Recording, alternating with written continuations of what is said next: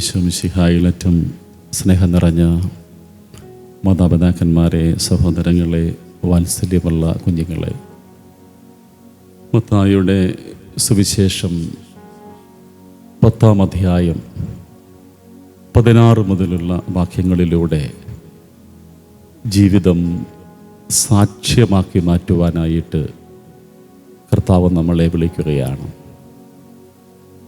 ഈ തിരുവചന ഭാഗത്തിൻ്റെ പശ്ചാത്തലം ഈശോ തൻ്റെ ശിഷ്യന്മാരെ അയക്കുന്നതാണ്. സ്ലിഹാകാലം മുഴുവനും നമ്മൾ ധ്യാനിക്കുന്നത് ഈശോ ശിഷ്യന്മാരെ അയക്കുന്നതും അവരുടെ വചനപ്രഘോഷണവും അവരുടെ തിരിച്ചുവരവുമൊക്കെയാണ് സ്ലിഹാകാലത്തിൻ്റെ കേന്ദ്ര ചിന്ത. ഇങ്ങനെ അവരെ അയക്കുമ്പോൾ ഈശോ അവരോട് പറയുന്നത്, നിങ്ങൾ പോയി പ്രഘോഷിക്കണം, ചെന്നായ്ക്കളുടെ നടുവിൽ കുഞ്ഞാടെന്ന പോലെ. നമ്മളെല്ലാം ഒരു യാത്ര പോകുമ്പോൾ ആഗ്രഹിക്കുന്നത് സുരക്ഷിതത്വമാണ്. ഈശോ ഈ യാത്രയിൽ അവർക്ക് ഒരിക്കൽ പോലും സുരക്ഷിതത്വം വാഗ്ദാനം ചെയ്യുന്നില്ല. പക്ഷെ അവൻ വാഗ്ദാനം ചെയ്യുന്നത് സംരക്ഷണമാണ്. എല്ലാം സുരക്ഷിതമായിരിക്കുമെന്നുള്ള ഉറപ്പിലല്ല അവരെ പറഞ്ഞു വിടുന്നത്. പക്ഷേ എൻ്റെ സംരക്ഷണം അത് നിന്നോടുകൂടെ എപ്പോഴും ഉണ്ടായിരിക്കും. ഇങ്ങനെ സുരക്ഷിതത്വം കൊടുക്കാതെ സംരക്ഷണം വാഗ്ദാനം ചെയ്തുകൊണ്ട് അവനെ ശിഷ്യന്മാരെ അയക്കുകയാണ്. അവർ പോയിട്ട് ഇനി സാക്ഷ്യം കൊടുക്കണം. ഈ സാക്ഷ്യം കൊടുക്കണമെങ്കിൽ ഇനി അവരെ ഭരിക്കേണ്ടത് ധീരതയുടെയും വിശ്വാസത്തിൻ്റെയും അനുഭവങ്ങളാകണം. നിർഭയമായിട്ട് സാക്ഷ്യം കൊടുക്കാൻ കർത്താവ് വിളിക്കുകയാണ്. ഭയം കൂടാതെ നിങ്ങൾ സാക്ഷ്യം കൊടുക്കണം. എവിടെയാണ് ഒരാൾ ഭയപ്പെട്ട് തുടങ്ങുന്നത്? ദൈവത്തെക്കുറിച്ചുള്ള ഓർമ്മകൾ അസ്തമിക്കുമ്പോഴാണ് ജീവിതത്തിൽ ഭയമുണ്ടാകുന്നത്. അവരെ അയക്കുമ്പോൾ പറഞ്ഞു വിടുകയാണ്, നിങ്ങൾ നിർഭയം സാക്ഷ്യം കൊടുക്കണം. ഒന്നാമത്തെ സാക്ഷ്യം എന്താണ്? ഇനി ആരെ ഭയപ്പെടരുത്? സാഹചര്യങ്ങളെ നിങ്ങൾ ഇനി ഭയപ്പെടരുത്. അവൻ പറഞ്ഞു, നിങ്ങളെ വിടുന്നത് ചെന്നായ്ക്കളുടെ നടുവിലേക്കാണ്. ചുറ്റുപാടുമുള്ള സാഹചര്യങ്ങൾ ഒരിക്കൽ പോലും നിനക്കൊരു പ്രതിസന്ധിയായിട്ട് മാറരുത്. കാരണം ഈ സാഹചര്യങ്ങളെ അതിജീവിക്കുവാനുള്ള കരുത്തുള്ളവനാണ് ഞാൻ. അതുകൊണ്ടാണ് യോഹന്നാൻ പറയുന്നത്, നിന്റെ ഉള്ളിലുള്ളവൻ പുറമെയുള്ളവരെക്കാളും കരുത്തനാണ്. നിന്റെ ഉള്ളിലുള്ളവൻ പുറമെയുള്ളവനെക്കാട്ടിലും കരുത്തനാണ്. ജീവിതത്തിൽ ഏതെല്ലാം അനുഭവങ്ങളിൽ നമ്മളും ഞാനും നിങ്ങളുമൊക്കെ ജീവിതത്തിലേക്ക് ഇറങ്ങിപ്പുറപ്പെടുമ്പോൾ ഓർത്തിരിക്കേണ്ടതാണ്, ദൈവികമായൊരു സംരക്ഷണം നമുക്കുണ്ടാകും. ചുറ്റുപാടുകളെ ഭയക്കാതെ ഇറങ്ങി മുൻപോട്ട് പോകുമ്പോൾ ദൈവം നമുക്ക് കൂട്ടായിട്ട് കരുതലായിട്ടുണ്ടാകും. അവൻ രണ്ടാമത് പറഞ്ഞു കൊടുത്തു, ഇനി നിന്റെ ജീവിതത്തിൽ നീ സാക്ഷ്യം കൊടുക്കുമ്പോൾ അധികാരവർഗങ്ങൾ നിനക്കൊരിക്കലും ഒരു ഭയമായിട്ട് മാറരുത്. ഈശോവരോട് ഉറപ്പ് കൊടുത്ത്, നിങ്ങൾ ഭരണാധിപന്മാരുടെ നടുവിലേക്ക് വലിച്ചിഴക്കപ്പെടും. വെറുതെ കൊണ്ടുപോകുമെന്നല്ല പറഞ്ഞത്, വലിച്ചിഴക്കപ്പെടും. അവിടെയും നിങ്ങൾ സാക്ഷ്യം കൊടുക്കണം. അവിടെ എന്താണ് നിന്റെ സാക്ഷ്യത്തിൻ്റെ ഉറപ്പെന്ന് പറയും? നിന്റെ ആധികാരികതയും നിന്റെ ജ്ഞാനവുമൊന്നുമല്ല, മറിച്ച് ആ നിമിഷം നിന്നിലൂടെ ദൈവത്തിൻ്റെ ആത്മാവ് സംസാരിക്കും. എവിടേക്കെങ്കിലുമൊക്കെ വലിച്ചിഴക്കപ്പെടുമ്പോൾ ഇനി എന്ത് പറയണമെന്നുള്ള ആകുലതയൊന്നും വേണ്ട. നിനക്ക് വേണ്ടി സംസാരിക്കുവാനായിട്ട്, നിനക്ക് വേണ്ടി ഇടപെടുവാനുമായിട്ട് നിന്റെ ദൈവമുണ്ടാകും. ആത്മാവ് നിനക്ക് വേണ്ടി സംസാരിച്ചു കൊള്ളും. ഇനി മൂന്നാമത് നമ്മൾ ആരെയാണ് ഭയപ്പെടാത്തത്? സ്നേഹബന്ധങ്ങൾ പോലും ഒരു ഭയമായിട്ട് മാറരുത്. അവന് സാക്ഷ്യം കൊടുക്കുവാനായിട്ട് എൻ്റെ സ്നേഹബന്ധങ്ങൾ പോലും എനിക്കൊരു തടസ്സമായിട്ട് മാറരുത്. പിതാവ് പുത്രനെയും ബന്ധങ്ങളിലൊക്കെ ഇങ്ങനെ വെറുപ്പിൻ്റെയും അകൽച്ചയുടെയും ഒക്കെ തലങ്ങളുണ്ടാകുന്ന പഠിപ്പിക്കുന്നവൻ ഓർമ്മപ്പെടുത്തുകയാണ്, ഇനി മിശിഹായ്ക്ക് സാക്ഷ്യം കൊടുക്കുവാൻ നിന്റെ ബന്ധങ്ങൾ പോലും നിനക്കൊരു തടസ്സമാകരുത്. കാരണം നഷ്ടപ്പെടുത്തുന്നവന് 100 ഇരട്ടിയാണ് അവൻ്റെ വാഗ്ദാനമെന്ന് പറയുന്നത്. എന്നെ പ്രതി പിതാവിനെയോ മാതാവിനെയോ മകനെയോ മകളെയോ ഉപേക്ഷിക്കുന്നവന് 100 ഇരട്ടി വാഗ്ദാനം ചെയ്തിരിക്കുന്നവനാണ് കർത്താവ്. അതുകൊണ്ട് നീ നഷ്ടപ്പെടുത്തിയതൊന്നും, ദൈവത്തിന് വേണ്ടി നഷ്ടപ്പെടുത്തിയതൊന്നും നിന്റെ സങ്കടങ്ങളായിട്ട് മാറരുത്. 100 ഇരട്ടിയായിട്ട് തിരിച്ചു തരാൻ കഴിയുന്നവനാണ് നിന്റെ ദൈവം. ഈ ദൈവത്തെയാണ് ഞാനും നിങ്ങളും സാക്ഷ്യപ്പെടുത്തേണ്ടത്. നിർഭയമായിട്ട് അവന് സാക്ഷ്യം കൊടുക്കണം. ഈ നിർഭയമായ സാക്ഷ്യം കൊടുക്കാൻ കഴിയണമെങ്കിലും ഒരൊറ്റ ബോധ്യമുണ്ടാകണം, ദൈവം കൂടെയുണ്ടാകുമെന്നൊരു ബോധം.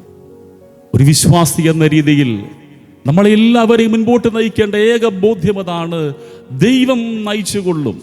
ഈ കൊച്ചു ജീവിതത്തിലേക്ക് ദൈവം എന്നെ പറഞ്ഞു വിട്ടിട്ടുണ്ടെങ്കിൽ, അവൻ്റെ കൂടെ നടന്നാൽ, അവൻ്റെ വലതുകരം പിടിച്ച് അവനൊപ്പം ഞാൻ നടന്നാൽ എൻ്റെ ജീവിതത്തിൽ അവൻ എന്നെ നടത്തിക്കൊള്ളുമെന്നുള്ളൊരു ബോധ്യം.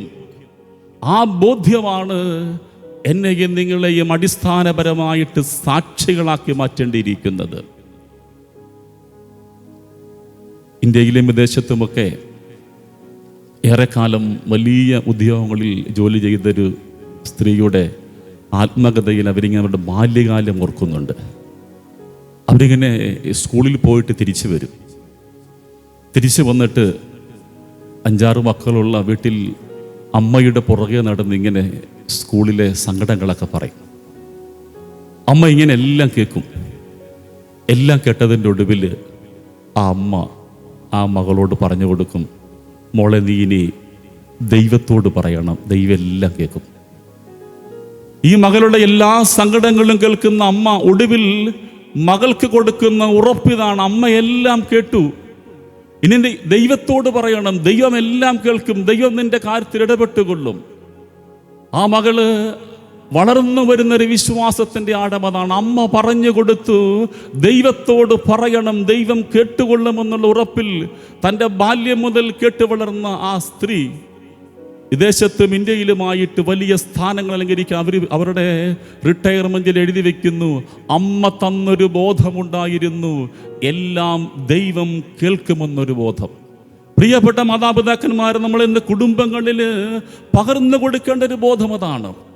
നമ്മുടെ കുഞ്ഞുങ്ങളിലേക്ക് നമുക്കിനി കൊടുക്കേണ്ടിയിരിക്കുന്ന ഒരേയൊരു ബോധ്യം അതാണ്, ദൈവം പരിപാലിച്ചുകൊള്ളും. മാതാപിതാക്കന്മാരുടെ സമ്പത്തിൻ്റെയും അധികാരത്തിൻ്റെയും ബലങ്ങളല്ല, നിങ്ങൾ മക്കൾക്ക് വേണ്ടിയിട്ട് കൂട്ടിവെച്ചിരിക്കുന്ന കോടികളൊന്നും അവരെ നാളെ സുരക്ഷിതനാക്കില്ല, മറിച്ച് ദൈവത്തിൻ്റെ വലതുകരമാണ് അവരുടെ സംരക്ഷണമെന്ന് കുഞ്ഞുങ്ങളിലേക്കൊരു ബോധ്യം കൊടുക്കാനായിട്ട് നമുക്ക് കഴിയേണ്ടിയിരിക്കുകയാണ്.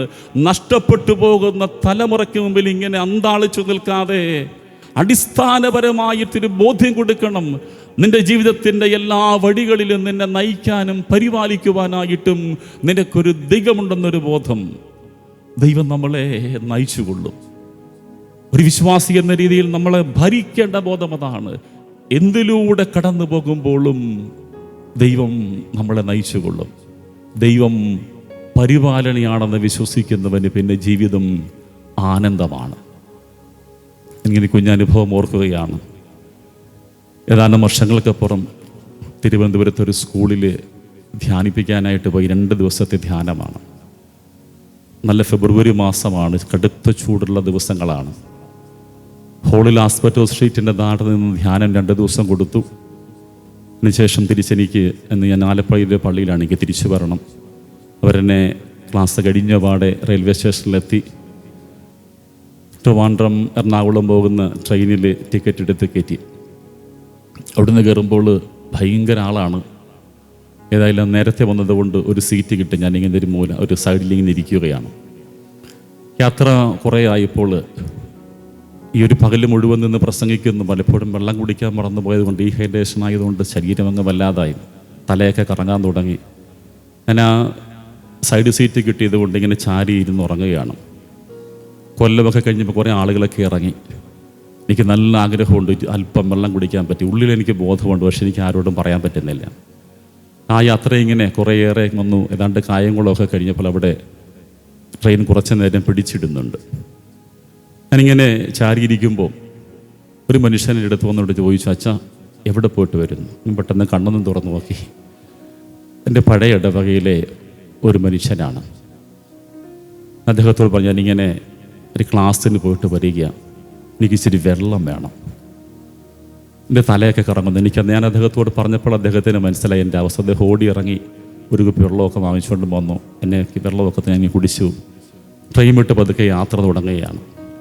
ഈ യാത്ര പോകുമ്പോൾ അദ്ദേഹം എങ്ങനെ അവിടെ എത്തിയെന്ന് എന്നോട് പറയുകയാണ്. അവർ 4 പേർ ഒന്നിച്ച് ജോലി ചെയ്യുന്നവരാണ്. അവർ ട്രെയിനിൽ കയറിയാൽ ഒന്നിച്ചിരുന്ന് വർത്തമാനം പറയും, അല്ലെങ്കിൽ വല്ലപ്പോഴൊക്കെ ഇച്ചിരി ചീട്ട് കളിക്കും. അങ്ങനെയാണ് അവരുടെ യാത്ര. ഒന്നിച്ച് ഒരു കമ്പാർട്ട്മെൻറ്റിലല്ല അവർ യാത്ര ചെയ്യില്ല. അന്ന് ട്രെയിൻ കയറാൻ വന്നപ്പോൾ അദ്ദേഹത്തിന് തോന്നി വെറുതെ ഒന്ന് ഇത്രയും നേരം പിടിച്ചിട്ടിരിക്കുന്നതല്ലേ ഒന്ന് പുറകോട്ട് നടന്നിട്ട് വരാം. അദ്ദേഹം ഇങ്ങനെ നടന്ന് പുറകോട്ട് വന്ന് കൃത്യമായിട്ട് ഈ കമ്പാർട്ട്മെൻറ്റിൽ തന്നെ കയറുകയാണ്. അദ്ദേഹം പറഞ്ഞു, അച്ഛാ ഇതാണ് ദൈവത്തിൻ്റെ ചില ഓർമ്മപ്പെടുത്തലുകൾ. എന്നിട്ട് അദ്ദേഹം ആലപ്പുഴ റെയിൽവേ സ്റ്റേഷനിൽ എൻ്റെ കൂടെ ഇറങ്ങി. അദ്ദേഹം അവിടെ തന്നെയാണ് ഇറങ്ങേണ്ടിയിരുന്നതും. എന്നെ കൊണ്ട് എൻ്റെ പള്ളിയിൽ കൊണ്ടാക്കിയിട്ട് അദ്ദേഹം തിരികെ പോവുകയാണ്. ഇതാണ് ദൈവത്തിൻ്റെ പരിപാലനം.